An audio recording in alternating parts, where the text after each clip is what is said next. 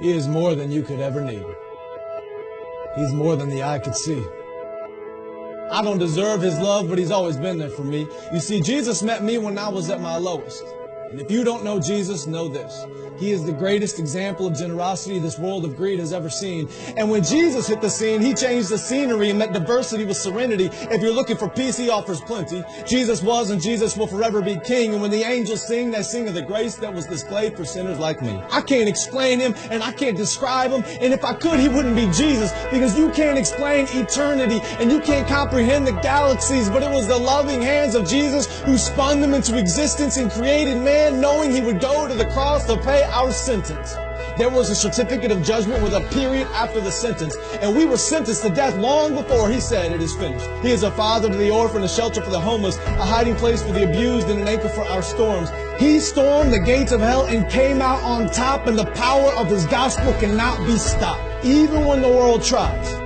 They try a lot. He traded places with Barabbas and became the catalyst of missions across the world, covering every portion of the atlas. If you're in need of rest, I know of a mattress. If you don't know Jesus, your future is tragic, but He gladly embraced tragedy so we could live in His presence of majesty. His presence is presence, and it's His presence that presents preciousness to a world of peasants. He is far from pretentious, but still loves those who are. He is the light of the world and hung the stars. He brings the dead to life and delivers life to the dead. He took a crown of thorns on His head so we could put crowns at His feet, and I can't wait until I get to kiss His feet that were nailed to a cross for me and for you and for every person around the world. He loves the world, and I love His Word, because the Word became flesh, and in His flesh He demonstrated the Word to the world. He is an example to every boy and every girl. He is a lover of black people. He is a lover of white people. He is a lover of the unchurched and the assembly under the steeple. He doesn't see the believers' failures, but still takes time to celebrate their faithfulness.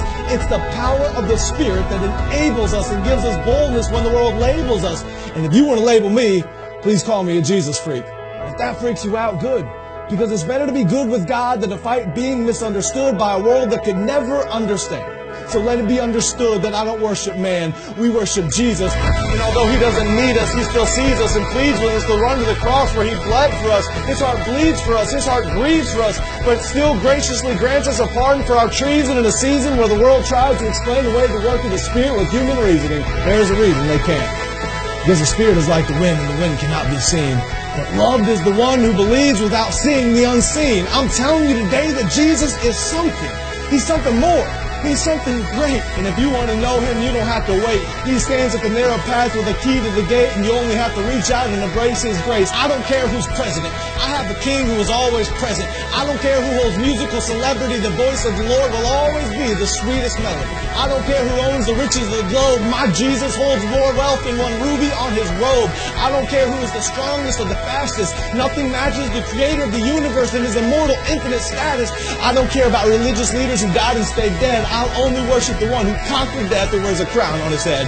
His name is Jesus, and I'm telling you, He's something. He was faithful yesterday, and He is faithful today. I can feel His presence whenever I pray. And when the time comes for me to fade away, I'll remember the day I heard Him say, "My name is Jesus."